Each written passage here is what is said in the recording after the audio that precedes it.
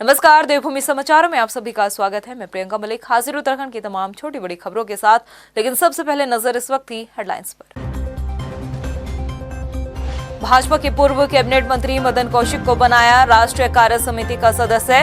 विधानसभा चुनाव के बाद से ही देहरादून की राजनीति से थे दूर, पार्टी ने सौंपी अहम जिम्मेदारी। धर्म परिवर्तन के मसले पर छिड़ा सियासी संग्राम, कांग्रेस ने पूछा स्वेच्छा से धर्म बदल रहे लोगों पर क्यों चुप है सरकार।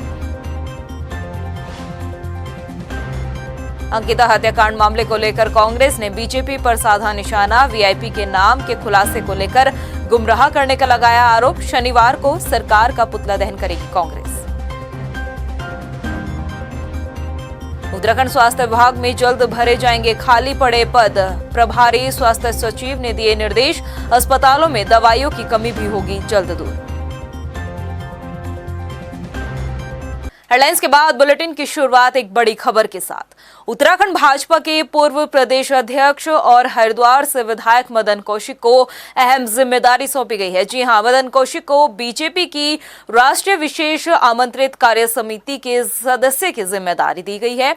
विधानसभा चुनाव के बाद से ही मदन कौशिक देहरादून की राजनीति से दूर थे, लेकिन अब पार्टी ने उन्हें बड़े पद की जिम्मेदारी सौंप दी है। वहीं मदन कौशिक के साथ विशेष आमंत्रित राष्ट्रीय कार्य समिति में विष्णु देव राय, एस राणा, गुरमीत सिंह सोढ़ी, मनोरंजन कालिया, अमनजीत कौर को भी शामिल किया गया है। इसके साथ ही राष्ट्रीय कार्य समिति के सदस्य के रूप में कैप्टन अरमिंदर सिंह, सुनील जाखड़ और स्वतंत्र देव सिंह को भी जगह दी है और जयवीर शेगिल को राष्ट्रीय प्रवक्ता की जिम्मेदारी सौंपी गई है। बात करेंगे खबर के असर की। रफ्तार मीडिया की खबर का संज्ञान उत्तराखंड के शिक्षा मंत्री धन सिंह रावत ने लिया है। जी हां, हाल ही में हमारे चैनल द्वारा एक स्कूल की वायरल फोटो से जुड़ी एक खबर प्रसारित की गई थी, जिस पिक्चर में शिक्षक फोटो खिंचवाने में व्यस्त दिखाई दे रहे थे और स्कूल के बच्चे शिक्षकों की जिम्मेदारी निभाते हुए नजर आ रहे थे। खबर के प्रसारित होने के बाद शिक्षा मंत्री धन सिंह रावत ने उस वायरल फोटो की जांच के निर्देश दे दिए हैं। वहीं शिक्षा महानिदेशक बंशीधर तिवारी का कहना है कि मामले में जांच के बाद कार्रवाई भी की जाएगी। देखिए, ऐसा है कि सच तो यह है कि भाई हम काफी बड़े बदलाव की ओर जा रहे हैं और जब विद्या समीक्षा केंद्र बन जाएगा तो ये सारी दिक्कतें खत्म हो जाएंगे, क्योंकि हम पूरे सिस्टम को ऑनलाइन ला रहे हैं, ट्रांसफरों को भी ऑनलाइन सिस्टम पे ला रहे हैं। और अभी जो भारत सरकार की रैंकिंग है, उस रैंकिंग में हम लोगों ने कई चीज़ों में बहुत अच्छे नंबर लाए हैं। खाली इतना ही है कि जो हमारा ऑनलाइन सिस्टम है उस पर हम पिछड़े हैं। तो अब हम विद्या समीक्षा केंद्र बनाए रहे हैं।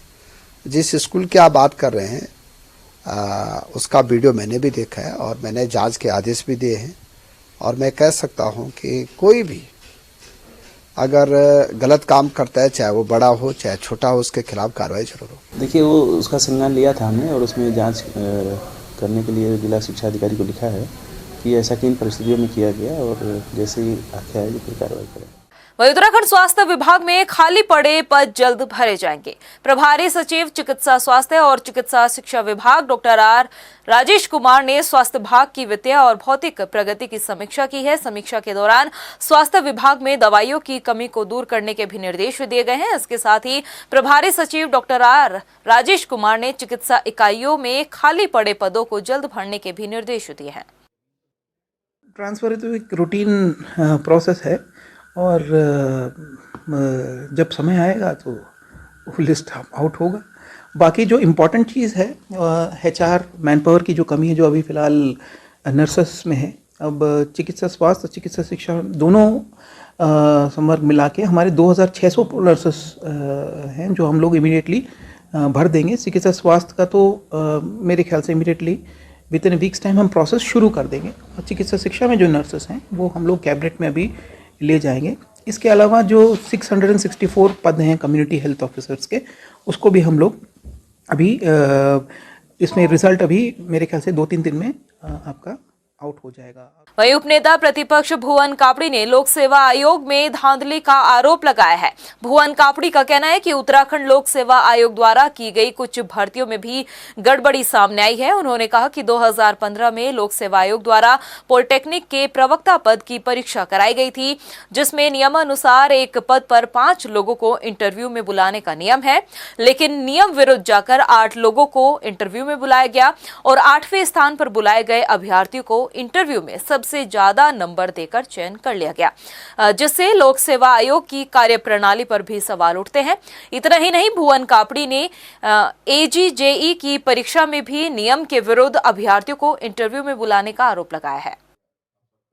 देखिए, आसमान से गिरे खजूर पे अटके, ये कहावत सार्थक न हो कि एक तरफ UKSSC के भ्रष्टाचार को खोलकर उस पर भरोसा खत्म किया और युवाओं की भर्ती की जिम्मेदारी उत्तराखंड लोक सेवा आयोग को दे दी, जो पहले से ही भ्रष्टाचार में संलिप्त है। उनकी नियमावली कहती है कि एक पद के सापेक्ष 5 लोग, 1 से 5 पद के सापेक्ष 5 गुने लोगों को इंटरव्यू में बुलाया जाएगा। 4 से अगर 6 से 10 पद हैं तो 4 गुने लोगों को, 11 से अधिक हैं तो 3 गुने लोगों को। तो पॉलिटेक्निक प्रवक्ता में ST की एक अनुसूचित जनजाति के छात्र की एक पोस्ट थी, तो 5 लोगों को बुलाना चाहिए था। उन्होंने 8 लोगों को बुलाया नियम विरुद्ध और 8वें का सिलेक्शन कर दिया, जो कि साफ साफ भ्रष्टाचार को इंगित कर रहा है।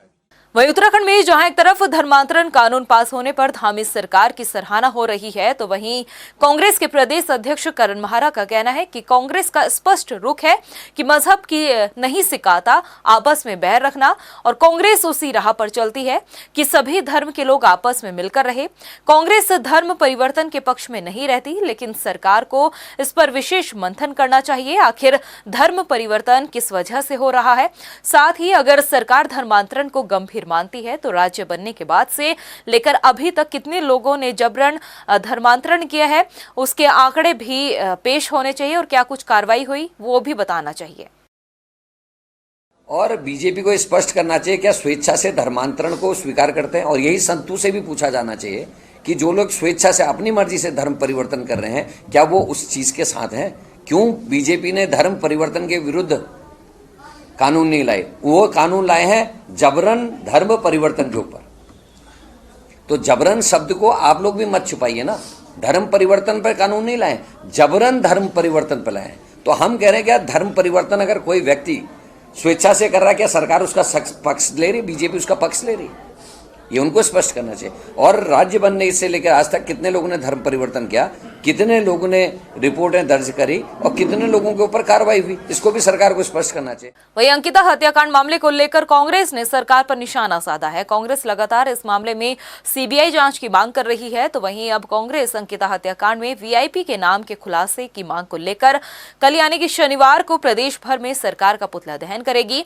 कांग्रेस ने सरकार पर VIP के नाम के खुलासे को लेकर गुमराह करने का भी आरोप लगाया है। जिस तरीके से सरकार ने सदन में भी गुमराह किया कि अंकिता हत्याकांड में VIP कौन है, लगातार प्रदेश की जनता जानना चाहती है। अंकिता ने अपने व्हाट्सएप चैट में कहा है कि मेरे ऊपर VIP को एक्स्ट्रा सर्विस देने के लिए दबाव बनाया जा रहा है। तो बार बार हम इस बात को सरकार को कह रहे हैं कि कौन वो VIP है, उसका नाम सरकार को खुलासा करना चाहिए, उसका नाम बताना चाहिए। लेकिन सरकार ने सदन में भी गुमराह किया है, सदन में भी उसका संतोषजनक जवाब नहीं दिया है, और हम इसके विरोध में सरकार से कल ये पूछेंगे कि वो VIP कौन है, उसका खुलासा करें। प्रदेश भर में बढ़ती आपराधिक घटनाओं पर अंकुश लगाने के लिए कांग्रेस कार्यकर्ताओं ने देहरादून में पुतला दहन कर अपना विरोध जताया है। कांग्रेस के महानगर कार्यकारी अध्यक्ष जसविंदर पाल सिंह गोगी ने कहा कि कानून व्यवस्था पूरी तरह से चरमरा गई है, आए दिन महिलाओं के साथ आपराधिक घटनाएं बढ़ने लगी है। उन्होंने कई घटनाओं का हवाला देते हुए न केवल राजधानी बल्कि पूरे प्रदेश भर में जगह जगह पर महिलाओं के साथ घटनाएं देखने को और सुनने को मिल रही है। देखिए, प्रदेश में कानून व्यवस्था दिन ब दिन बिगड़ती जा रही है, हालात दिन ब दिन खराब होते जा रहे हैं। पूरे प्रदेश में दिन ब दिन अगर आप देखें वारदातें बढ़ती जा रही हैं, अपराधियों का मनोबल दिन ब दिन बढ़ता जा रहा है। रोज़ कोई ना कोई महिलाओं के साथ कोई ना कोई घटना घट रही है, भले वो अंकिता हत्याकांड हो, उसके बाद पिंकी का मामला हो, उसके बाद किरण का मामला हो, हमारी बहन का। अब हाल फिलहाल में कारगिल चौक में भी एक लड़की पे फायर किया गया है और पुलिस जो है कुछ नहीं कर रही है। वहीं चंपावत जिले के पाटी विकास खंड के JIC रमक ग्राम सभा विद्यालय में कुछ छात्राओं के साथ इन दिनों अजीब सी घटनाएं सामने आ रही है। बीते 10 दिनों से विद्यालय में छात्राओं के रोने, चीखने और कक्षाओं से भागने की घटनाएं हो रही है। अभिभावक इसे दैवीय प्रकोप बता रहे हैं, जबकि शिक्षा विभाग और स्वास्थ्य विभाग इसे मास हिस्टेरिया मान रहा है। क्षेत्र के देव डांगरों द्वारा भी छात्राओं का देव उपचार किया जा रहा है। आपको बता दें कि बीते 10 दिन में करीब 39 छात्रा इसकी चपेट में आई है। वहीं देहरादून क्षेत्रीय पासपोर्ट कार्यालय की ओर से अब 3 दिसंबर यानी कि शनिवार को हाथीबड़कला सहित 6 पोस्ट ऑफिस में पासपोर्ट सेवा केंद्र के जरिए पासपोर्ट मेले का आयोजन किया जाएगा। मेले में ऑनलाइन आवेदन के साथ ही अपॉइंटमेंट सीट के साथ आना होगा। आवेदकों को सामान्य श्रेणी और तत्काल श्रेणी के अंतर्गत ऑनलाइन आवेदन करना होगा। आपको बता दें कि ये व्यवस्था 3 दिसंबर शनिवार से शुरू हो रही है। इससे पहले शनिवार के दिन ऑफ रहता था, मगर अब ये मेला हर शनिवार को लगेगा। कोरोना पीरियड की पेंट अप डिमांड के चलते आजकल पासपोर्ट एप्लीकेशंस की डिमांड बहुत ज़्यादा बढ़ गई है, जिसके चलते अपॉइंटमेंट साइकिल नॉर्मल और तत्काल दोनों केसेस में काफ़ी लंबी हो गई है। उसको रिड्यूस करने के लिए हमारा प्रयास है कि दिसंबर में प्रत्येक शनिवार को हमारा ऑफिस खुला रहेगा। ऑफिस का तात्पर्य PSK देहरादून और 6 POPSK से है। 7 सेंटर हमारे खुले रहेंगे और पूरी कैपेसिटी के साथ खुले रहेंगे और हमारा उद्देश्य ये है कि जनवरी 1 तक अपॉइंटमेंट साइकिल को तत्काल के केसेस में 1 हफ्ते के अंदर ले आएं। वहीं हल्द्वानी के भोटिया पड़ाव क्षेत्र में गुरु तेग बहादुर स्कूल के बाहर छात्रों के 2 गुट आपस में भिड़े। झगड़े में एक गुट ने दूसरे गुट के छात्र को चाकू से गंभीर रूप से घायल कर दिया। घटना के बाद मौके पर अफरा तफरी का माहौल भी देखने को मिला। घायल छात्र को गंभीर हालत में अस्पताल में भर्ती कराया गया है। इसके साथ ही घटना की सूचना मिलते ही मौके पर पहुंची SP क्राइम और CO सहित पुलिस टीम ने छानबीन करते हुए चाकू मारने वाले 2 युवकों को गिरफ्तार भी कर लिया है। ये गुरु तेग बहादुर विद्यालय में पढ़ने वाला सक्षम जो छात्र है उसके ऊपर चाकू से हमला हुआ है। इसमें CCTV फुटेज अभी निकाली जा रही है। इसमें SOG की टीम लगाई गई है क्योंकि बाइक का नंबर हमें मिल गया है और जगह जगह चेकिंग हो रही है और शीघ्र ही इस घटना का अनावरण कर दिया जाएगा। पुलिस ने इसको ब्रजलाल हॉस्पिटल में एडमिट कराया है और इसका भी ऑपरेशन चल रहा है। वहीं गंगनहर कोतवाली क्षेत्र में एक युवक की बेरहमी से पिटाई का CCTV वीडियो वायरल हो रहा है, जिसमें लाठी डंडों से लैस कई लोग एक युवक को जमकर मारते हुए नजर आ रहे हैं। हमले में युवक गंभीर रूप से घायल हुआ है, जिसका इलाज रुड़की के निजी अस्पताल में चल रहा है। उधर पीड़ित की तहरीर पर पुलिस ने आरोपियों के खिलाफ मुकदमा दर्ज कर जाँच शुरू कर दी है। उनका पहले गाड़ी की टक्कर मारी, फिर उन पर क्या नाम 10-12 लड़कों ने लाठी डंडों से पिटा, उन्हें पैर भी टूट गया उनका और हाथ में भी फ्रैक्चर आ गया। सफरपुर के लोग थे, हथियार भी थे उनके पास और पहले भी उन्होंने धमकी दे रखी थी मारने की। वहीं चंपावत में पुलिस ने चेकिंग के दौरान कैंटर से अवैध रूप से लाया जा रहा 207 पीपे लीसा बरामद किया है, जिसका वजन 33 क्विंटल है, जिसकी कीमत करीब 8 लाख रुपए बताई जा रही है। कैंटर चालक मौके से फरार है। इसके साथ ही पुलिस आगे की कार्रवाई में जुट गई है। अधिकारी श्री बाबूलाल जी के दिशा निर्देशन में और मुखबिर खास की सूचना पर ककराली गेट पर नियमित चेकिंग के दौरान एक हमें कैंटर आता हुआ देखा, जिसमें हमें चेक कर रहा था। उसमें अवैध रूप से 207 लीसे के टीन बरामद किए गए और उसको कैंटर को पकड़कर अपने रेंज कैंपस में सीज करके खड़ा कर दिया गया। टिहरी डैम की सुरक्षा में सेंध के साथ बड़ा खतरा सताने लगा है। दरअसल टिहरी डैम की सुरक्षा में लापरवाही हो रही है। आप सोचेंगे कि हम ऐसा क्यों कह रहे हैं, लेकिन हमारी ये स्पेशल रिपोर्ट देखने के बाद आप भी हमारे इस बात से इत्तेफाक रखते नजर आएंगे। टिहरी डैम के व्यू पॉइंट से खुलेआम लोग व्हाट्सएप के जरिए लाइव वीडियो कॉलिंग कर रहे हैं, जो घातक साबित हो सकता है। ये रिपोर्ट देखिए। टिहरी डैम की सुरक्षा में सेंध, डैम की सुरक्षा पर मंडरा रहा बड़ा खतरा। व्हाट्सएप पर लोग कर रहे वीडियो कॉलिंग। व्यू पॉइंट पर नहीं है कोई CCTV, ना ही कोई CISF जवान तैनात। डैम की सुरक्षा में बड़ी लापरवाही उजागर।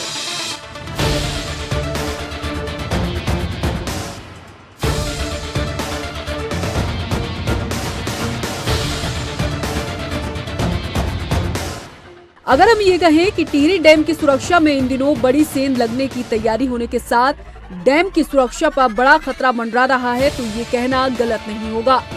टिहरी डैम की सुरक्षा राष्ट्र के लिए इसलिए भी जरूरी है क्योंकि टिहरी बांध भारत का सबसे ऊंचा और दुनिया का 12वां ऊंचा बांध है। लेकिन इन दिनों टिहरी डैम की सुरक्षा में बड़ी लापरवाही देखने को मिल रही है।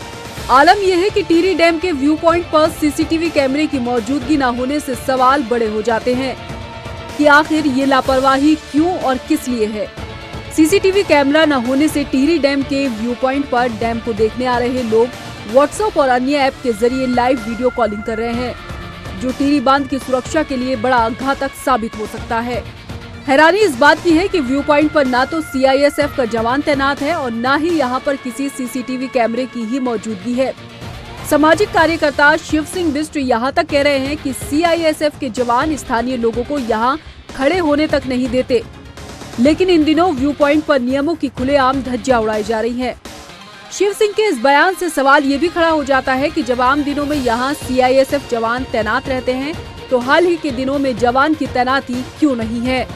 जैसा कि अभी हमने यहाँ पर देखे 2 युवक जो है अभी लाइव वीडियो बनाते नज़र आ रहे हैं, और मैं आपके चैनल के माध्यम से टीआईडीसी से मांग करता हूँ कि यहाँ पर सुरक्षा की दृष्टि से एक सीआईएसएफ का जवान भी तैनात होना चाहिए और इस व्यू पॉइंट में सीसीटीवी कैमरे भी जो है टीआईडीसी को लगाने चाहिए, जिससे कि जो है बांध की सुरक्षा की दृष्टि से लाइव यहाँ पर जो है लाइव प्रसारण जो है वो बंद होना चाहिए।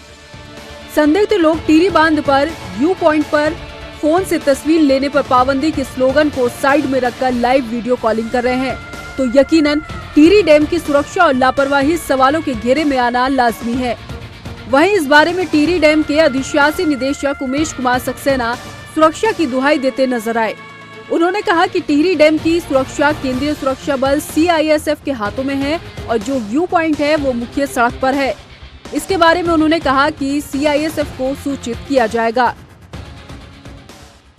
टिहरी बांध की सुरक्षा केंद्रीय सुरक्षा बल के हाथ में है, जिसको हम जो सीआईएसएफ है वो पूरे इस एरिया को सिक्योरिटी देती है और जगह जगह उसकी चेक पोस्ट बनी हुई है। जहाँ तक व्यू पॉइंट का पॉइंट है जो बता रहे हैं कुछ संदिग्ध देखेगा, ये सड़क के ऊपर है और डैम टॉप से बहुत ऊपर है। ये करीब करीब ये 2000 मीटर, ये 1150 की हाइट पे है और डैम 840 पे है। वहाँ पर पब्लिक का आना जाना है, पब्लिक के लिए व्यू पॉइंट बनाया ही गया है वो।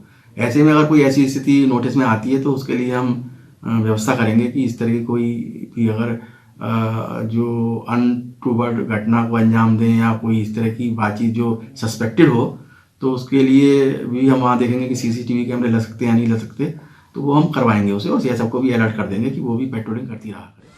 केंद्रीय सुरक्षा बल सीआईएसएफ के हाथों में एशिया के ऊंचे बांधों में शुमार टिहरी डैम की सुरक्षा है, लिहाजा इस मसले पर जल्द से जल्द संज्ञान लेकर लाइव वीडियो कॉलिंग पर पाबंदी लगानी तो आवश्यक है ही, लेकिन डैम की सुरक्षा के मानकों को और कड़े करने की भी जरूरत है ताकि सुरक्षा में किसी तरह की कोई लापरवाही न हो, नहीं तो टिहरी डैम की सुरक्षा के लिए ये घातक साबित हो सकता है। चढ़ती कला टाइम टीवी के लिए टिहरी से अरविंद नौटियाल की रिपोर्ट।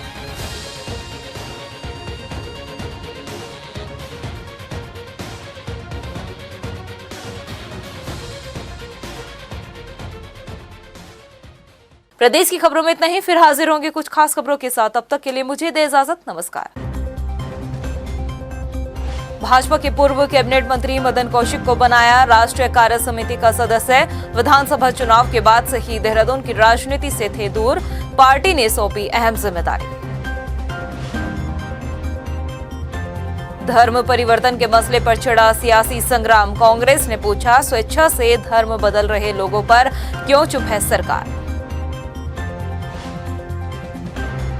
अंकिता हत्याकांड मामले को लेकर कांग्रेस ने बीजेपी पर साधा निशाना, वीआईपी के नाम के खुलासे को लेकर गुमराह करने का लगाया आरोप। शनिवार को सरकार का पुतला दहन करेगी कांग्रेस।